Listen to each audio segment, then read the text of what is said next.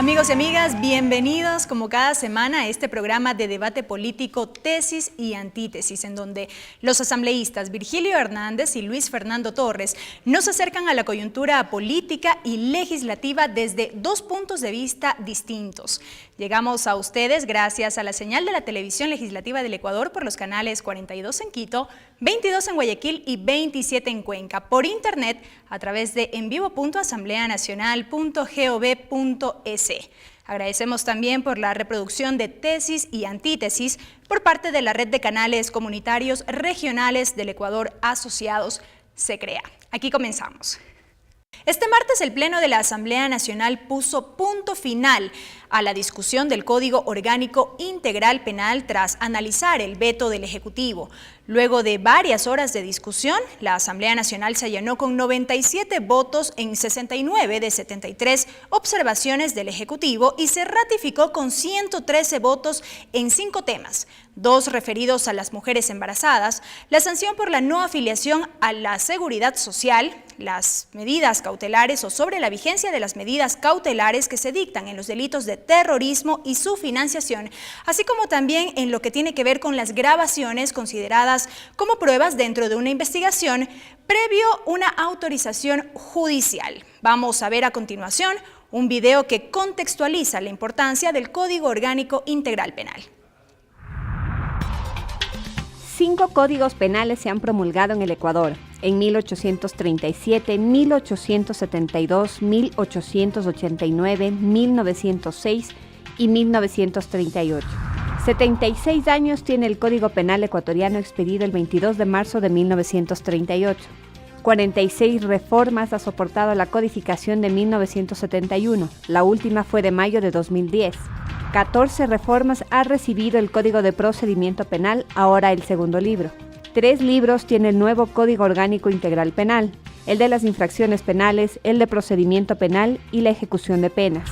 2 años de discusión tuvo el COIP, 2 plazos para su entrada en vigencia. El primero es para las audiencias establecidas en el libro segundo del procedimiento del COIP. Estas regirán una vez que se publiquen en el registro oficial. El segundo, 180 días después, tiempo en el que la Fiscalía General del Estado, el Consejo de la Judicatura, el Ministerio de Justicia, Derechos Humanos y Cultos, la Agencia Nacional de Regulación y Control del Transporte Terrestre, Tránsito y Seguridad Vial y la Defensoría Pública deberán hacer las respectivas adecuaciones para la puesta en vigencia de la nueva ley. Con estos antecedentes, entonces, podemos comenzar. Asambleísta Virgilio Hernández tiene 2 minutos para comentarnos sobre su impresión en torno a la próxima vigencia del Código Penal. Bueno, efectivamente creo que la Asamblea ha evacuado una de las normas más importantes en la vida jurídica de un Estado y también de las más polémicas. No dejemos de mirar que siempre el Código Penal contrapone de alguna manera lo que puede ser la sociedad con el Estado. Por lo tanto, genera discusión, genera polémica. Esta norma estaba desactualizada, tenía varias décadas sin haber sido renovado y tenía muchísimas reformas, por lo que era urgente que podamos actualizar. Creo que la Asamblea ha discutido de manera responsable, ha discutido por más de 2 años esta norma y también ahora con la posibilidad de tener una mayoría se ha permitido la aprobación de un código que creo yo responde sobre todo a la realidad del país. Hay temas en los que quizá no es lo ideal, no es lo que quisiéramos, sino es lo que la realidad en este momento nos manda. Y me parece que el veto también que se trabajó por parte del presidente de la República, que tenía 73 observaciones, muchas de esas, tengo que señalar, constituían más bien un ejercicio interesante de colegislación porque en muchos casos mejoraba, aclaraba la norma, garantizaba de mejor forma derechos. Solo para mencionar un tema, el de las multas, yo creo que el código, con lo que establece en el artículo 70, tiene multas realmente considerables que van desde 1/4 de la remuneración mensual unificadas de $70 hasta 1.500 remuneraciones mensuales unificadas. Pero el veto, el artículo 69, establece que la posibilidad de que el juez condone una parte de esas multas y de esas deudas. De igual forma, creo que los artículos en los que la Asamblea nos ratificamos son fundamentales para garantizar la vigencia de los derechos. El tema de que la no afiliación, por ejemplo, sea considerada un una contravención, más allá de que creo yo que este es un tema complicado, es un tema grave, yo creo que debe ser un delito, pero la pena que se nos planteaba de 1 a 3 años era excesiva. Quizá cuando se reforme el Código del Trabajo habrá que contemporizar y establecer como delito, pero con una pena que vaya máximo entre 30 y 90 días. Gracias, asambleísta Luis Fernando Torres, una norma que ameritaba una urgente actualización. Bueno, el Código Integral Penal, que incorpora 3 libros, Código Penal, Código Procesal Penal y Código de Ejecución de Penas, prácticamente lo que hace es recrear el poder punitivo del Estado establecido en la Constitución y fundamentalmente contraponerlo a los derechos constitucionales. De allí que el Código Integral Penal tiene una trascendencia y una dimensión que debe ser debidamente apreciada. Lamentablemente, tal como se lo discutió al interior de la Asamblea, a mi modo de ver, al menos por lo ocurrido en el segundo debate, el Código Integral Penal tiene vicios de inconstitucionalidad por la forma. Resulta que no hubo el segundo debate en los términos en los que manda la Constitución, ya que se produjo la reconsideración de lo aprobado, especialmente con relación al libro primero. Allí hay una deficiencia de orden procedimental que bien podría ameritar una demanda de inconstitucionalidad por la forma. Luego existen algunos defectos en el contenido y digamos en los conceptos mismos que trae el Código Integral Penal en su primera parte. Resulta que en el ámbito penal hay varias tendencias. Una es la finalista, otra es la funcionalista, otra es la causalista y la legalista. Pues en el Código Integral Penal encontramos de todo un poco, una mezcla, lo cual le hace perder al código contenido orgánico, le hace perder esa vertebración conceptual que debería tener. Se ha dicho que el Código de 1938, reformado en varias ocasiones, era ya obsoleto. En unas partes sí, en otras no, porque el Código se ha ido ajustando a la realidad ecuatoriana en función de la jurisprudencia del país. Un nuevo Código era necesario, pero no el Código que ha aprobado la Asamblea. Así como tiene algunos aspectos positivos, en otros tiene, lamentablemente, serias deficiencias. Gracias, asambleísta Virgilio Hernández. Desde ya se anticipa que la norma sería susceptible para eventuales reformas, así como también de demandas de inconstitucionalidad. Bueno, a Luis Fernando generalmente le persiguen los fantasmas. En la ley de comunicación planteaba de igual forma que había vicios de inconstitucionalidad por la forma y ahora de igual manera en el Código Penal. No, esto no es cierto, esto no es así. El Código Penal, efectivamente la Asamblea aprobó el libro 1 y 2, pero luego se pidió la reconsideración. Cuando se pide la reconsideración, las cosas regresan al estado anterior. Por lo tanto, no es que tenía que regresar a discutirse un nuevo informe en la comisión, sino básicamente al momento del pleno de la Asamblea. Y en el pleno de la Asamblea luego se introdujeron los cambios que permiten mejorar de manera sustancial este código. Creo yo que el código ha sido adecuadamente tratado, creo que ha sido además debatido, discutido por la sociedad. A mí me parece que esto es un ejercicio importante, un ejercicio de politización también de la sociedad, con uno de los temas más sensibles que tiene, que es precisamente el tema en materia penal. De tal forma que creo yo que no hay inconstitucionalidad, no habría. No me extraña que se pueda hacer, pero no habría posibilidad alguna para que se demande la inconstitucionalidad por la forma.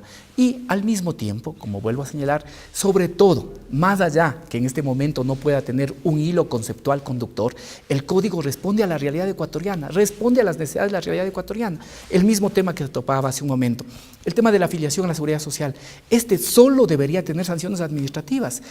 Pero, ¿qué nos dice la realidad? La realidad nos dice que aún hay problemas de empleadores que no afilian adecuadamente a sus trabajadores. De igual forma, otros temas como el del sicariato, por ejemplo. El sicariato, el feminicidio, ya estaban considerados en la normativa penal, pero por la importancia que han adquirido esos tipos penales, ahora se requiere precisarlos de mejor forma y están incorporados. De igual forma, había que mejorar lo que tiene que ver con todos los delitos relacionados con todos los sistemas informáticos que ahora existen. Todo esto yo creo que se ha recogido de mejor forma. Tenemos una normativa que responde a las necesidades del país y también al siglo XXI. Gracias, asambleísta Torres. ¿Lo persiguen los fantasmas o hay excesiva criticidad en torno a los proyectos que se aprueban en la Asamblea? Mire, una mayoría de cerca de 110 votos no solamente genera fantasmas, sino sustos. porque en temas que deben ser debatidos, el debate se cierra. Ocurrió con la Ley de Comunicación, ha ocurrido con el Código Integral Penal, esperábamos debatir y finalmente no hubo debate, se votó y se votó. De tal manera que indudablemente el tema de la inconstitucionalidad por la forma es un tema trascendental que habrá que discutirlo en la Corte Constitucional para ver si se cumplió o no el procedimiento. Pero más allá, digamos, del tema ya de procedimiento viene el tema de fondo, la no afiliación al Seguro Social. En mala hora que esté en el Código Penal, inclusive como contravención. ¿Quiénes no afilian en el país? Los grandes empresarios, de ninguna manera, porque les conviene afiliar. Es parte del gasto la afiliación al Seguro Social. Además, tienen una supervisión permanente de los inspectores del IES. Quienes generalmente no afilian son aquellos que tienen un pequeño negocio, una mecánica familiar, la mujer que tiene una peluquería en el barrio, el joven que se ha graduado de la universidad y quiere iniciar su negocio sin ingreso alguno y trabaja con alguien que se llama secretaria o ayudante en una especie de sociedad. Ellos son generalmente los que no afilian y ellos serán víctimas de una sanción severa por parte del Código Integral Penal. Afortunadamente, la Asamblea no aceptó la objeción presidencial, se mantuvo la no afiliación al Seguro Social como contravención y no como delito, porque si se aceptaba la objeción presidencial, la sanción no hubiese sido de 1 a 7 días, sino de 1 a 3 años. ¿Para quién? Para ese pequeño productor, para aquel que sin los recursos suficientes inicia un negocio. Pensemos entonces en ellos. Y por eso es que yo he sido crítico con penalizar y criminalizar, en este caso, por ejemplo, la no afiliación al IES. Gracias. Es momento de una pausa, amigos. El tema de la afiliación a la Seguridad Social sin duda causó amplio debate en torno a este tema, el Código Integral Penal. Al volver vamos a conocer lo que piensan los ciudadanos respecto a lo que se quería aprobar en la Asamblea. Volvemos.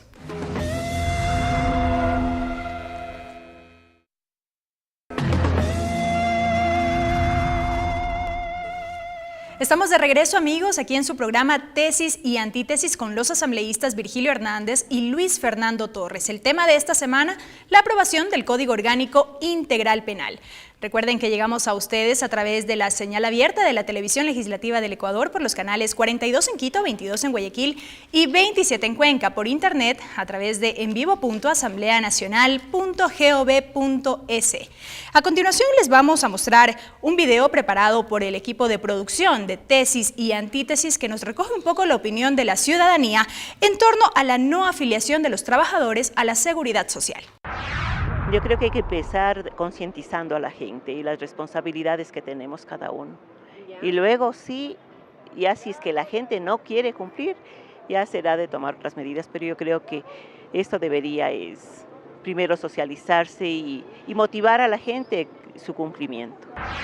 De mi manera sí, porque uno toca ser afiliado al IES y no estar así de acuerdo, no, sí estaría de acuerdo yo. Ahora con esta ley, toca porque si no, imagínense, con esto es prisión.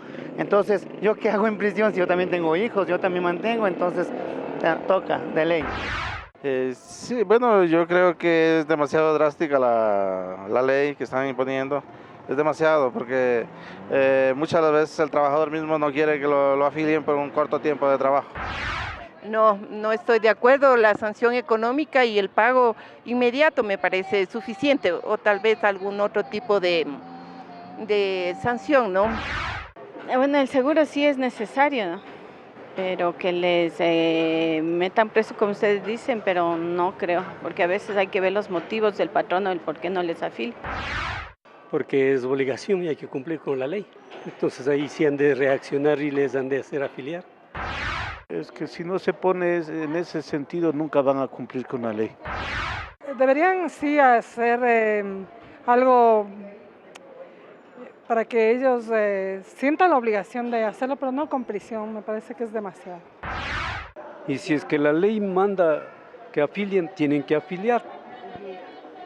Ahora la prisión sería deberle definitivamente estudiarle bien, que los asambleístas estudien bien el caso, porque siempre es difícil eso de prisión, ¿no?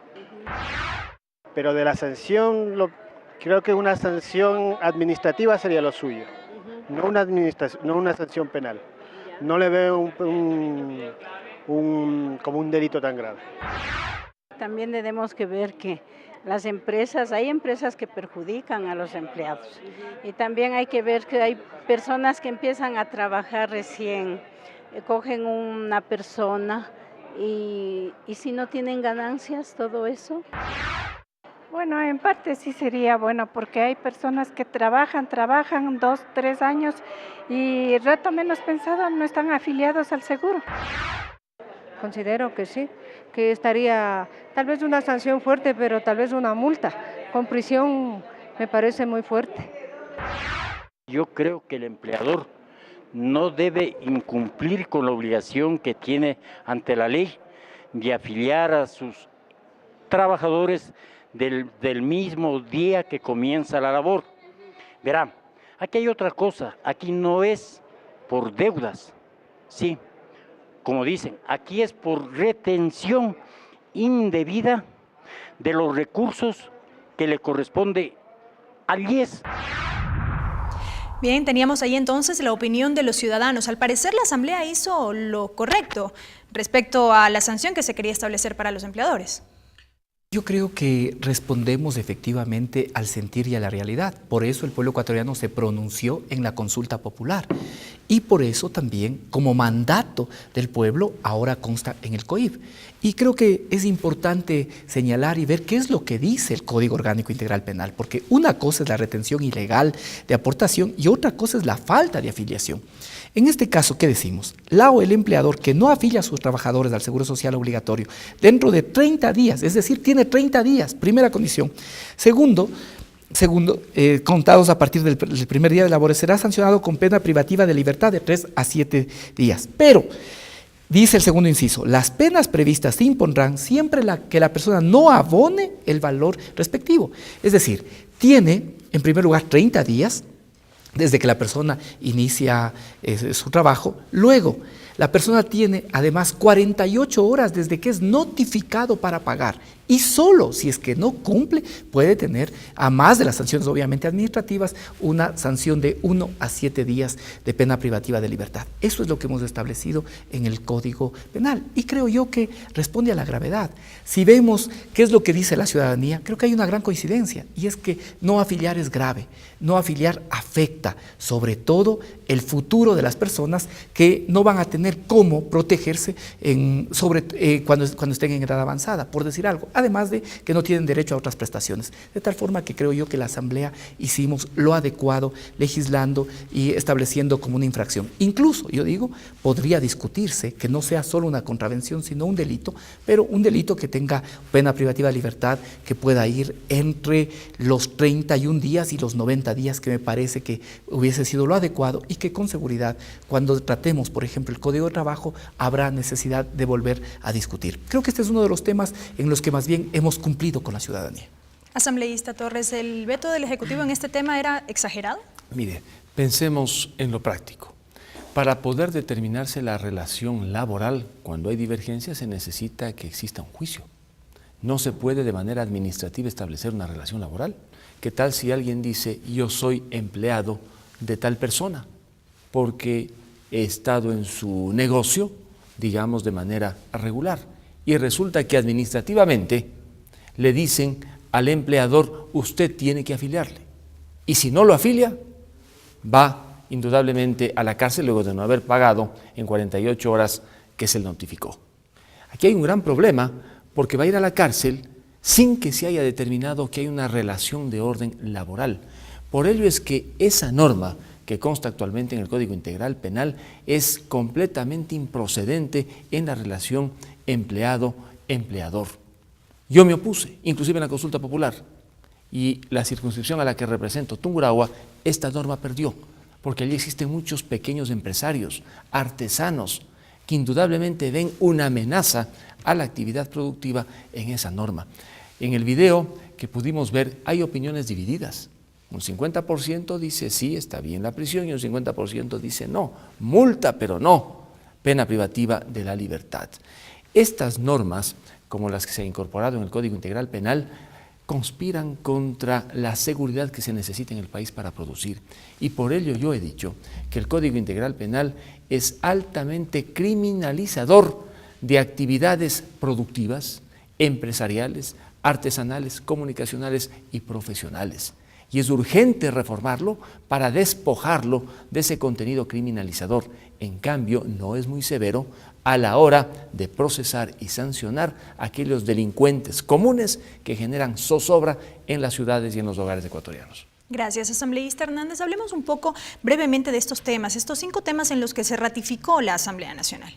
A ver, la Asamblea efectivamente se ratificó en 5 aspectos que son, yo diría, también trascendentes. Por eso, incluso el nivel de aprobación que tuvo fue importante, más de 110 votos para lograr ratificarnos en algunos de estos temas. ¿Cuáles son estos temas? Uno, que efectivamente la falta de afiliación sea considerada una contravención. Segundo, 2 artículos que tienen que ver sobre todo con cumplir disposiciones de la Constitución y también de organismos internacionales de derechos humanos, que las mujeres embarazadas se les tiene que establecer otras medidas sustitutivas a las penas privativas de libertad, porque no solo estamos protegiendo a la madre, no solo estamos protegiendo a la mujer, sino también, en este caso, estamos protegiendo al niño que va a nacer. Creo que esta es otra cosa importante. El veto contemplaba la posibilidad de que las mujeres embarazadas puedan sufrir penas privativas de libertad. Creo además con los mecanismos que ahora se están incluyendo, la prisión domiciliaria, el arresto domiciliario o el mecanismo de control electrónico, creo que no hacía falta y por eso la Asamblea se ratificó en este otro importante tema que estaba contenido en 2 artículos. También creo que un tema de soberanía fundamental es que sea solo el Ecuador acate la lista de Naciones Unidas respecto de a quién declara terroristas o no, y que no tengamos lista de terceros países que tienen interés político en que un ciudadano de tal o cual lado pueda ser declarado en la condición de terrorista. Creo que eso también es importante. Y también el artículo 477, que ayer se incluyó como parte de la ratificación de la Asamblea, creo que es importante. Es decir, que las grabaciones sirven en un proceso penal únicamente cuando han sido ordenadas por el juez. No es que yo ahora puedo grabar y después puedo pedir que el juez determine como válidas esas pruebas. No, me parece que esto también es importante, preserva los derechos que están garantizados para todos los ecuatorianos y me parece que con esto también se ayuda a que tengamos un código penal que piensa en los ciudadanos, pero que piensa también en cómo combatir adecuadamente los problemas de seguridad que tiene el Ecuador. Gracias, asambleísta Torres. En el primer bloque usted hablaba sobre posibles reformas, una demanda de inconstitucionalidad, habló también del tema de la no afiliación a la seguridad social. ¿Cuáles son otros temores que usted tiene en torno a la aplicación ya del Código Penal? En el Código Integral Penal persisten errores y deficiencias. En la objeción que hizo el presidente de la República se detectaron algunos errores graves que se habían cometido en la aprobación por parte de la Asamblea, pero no todos, subsisten algunos más. Y para poder corregirlos se necesita indudablemente de una reforma legal inmediata. Los legisladores del Bloque Social Cristiano esperamos presentar un proyecto de reformas a aquellos artículos que criminalizan excesivamente actividades productivas, empresariales, profesionales y comunicacionales inmediatamente después de que se publique en el registro oficial el Código Integral Penal. Esto es, antes de que hayan transcurrido inclusive los 180 días completos que se prevé en una de las disposiciones transitorias. Los defectos del Código Integral Penal están a la vista. El presidente detectó algunos, pero hay otros que si no se corrigen, indudablemente el Código Integral Penal será un instrumento, un arma, por decirlo así, en manos de jueces que tendrán doble o triple lectura.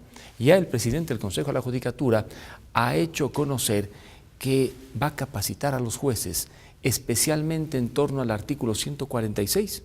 Para unos, el artículo 146 es más claro que el agua. Para otros, como yo, el artículo 146 es defectuoso, es casi una norma reglamentaria, no tipifica debidamente el delito de mala práctica profesional y en manos de jueces que no están suficientemente instruidos con los nuevos conceptos que incorpora el Código Integral Penal, yo he pensado, pobres médicos y pobres víctimas.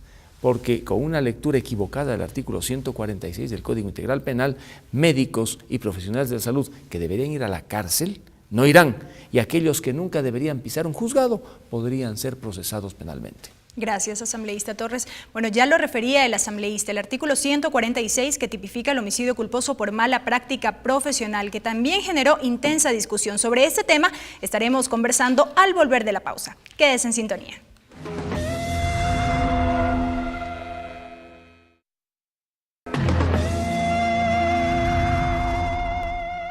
Seguimos con más de tesis y antítesis, amigos. Hoy abordamos la aprobación definitiva del Código Orgánico Integral Penal.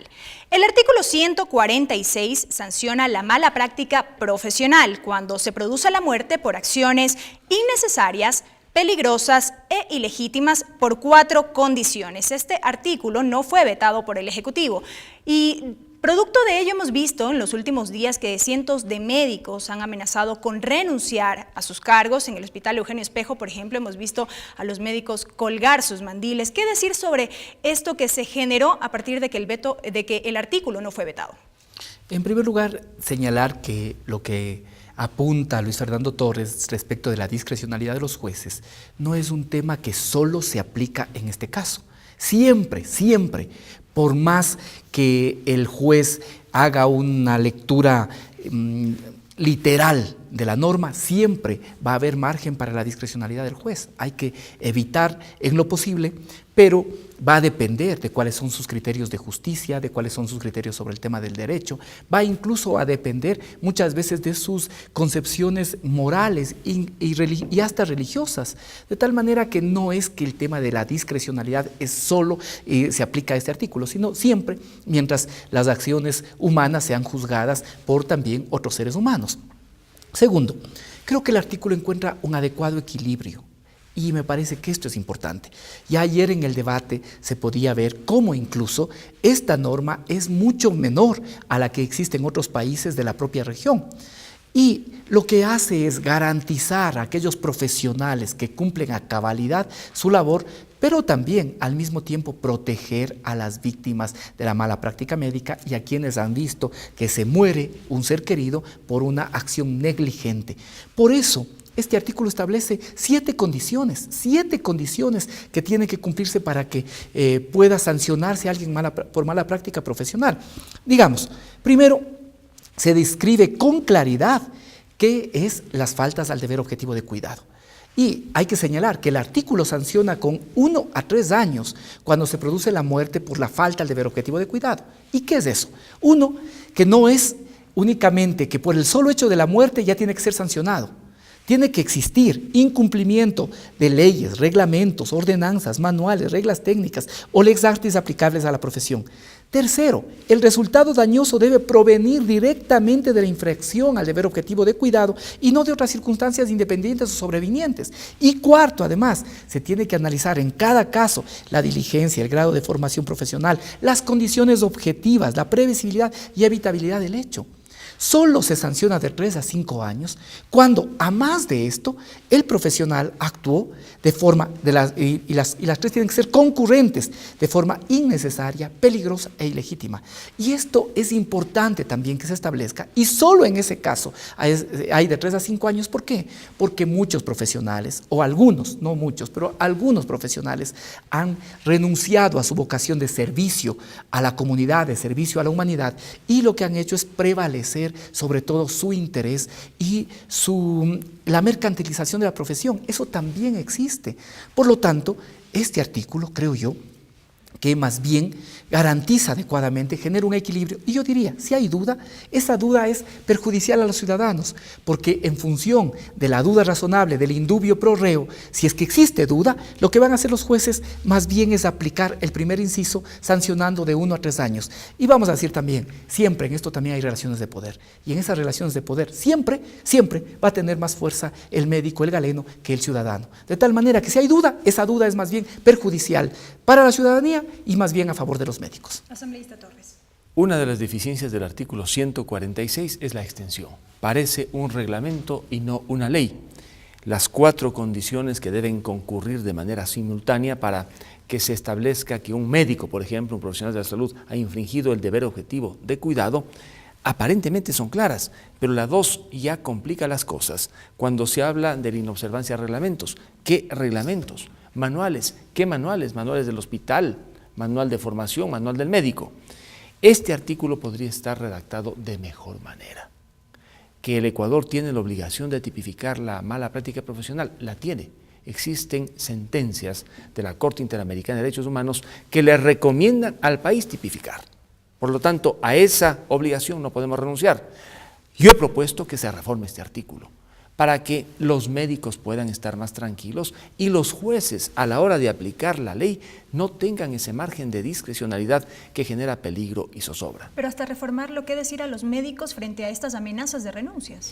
Ellos podrían demandar ya la inconstitucionalidad de este artículo para lograr que la Corte Constitucional declare lo que se conoce una inconstitucionalidad condicionada y la Corte en estos 180 días pueda marcar, digamos, la frontera del artículo 146 y dar la tranquilidad que esperan los médicos. De lo contrario, ¿qué va a ocurrir estos próximos 180 días? No hay reforma, la Corte Constitucional no es el espacio que conozca la demanda, tendremos marchas, renuncias, médicos que salen, médicos que vienen de fuera.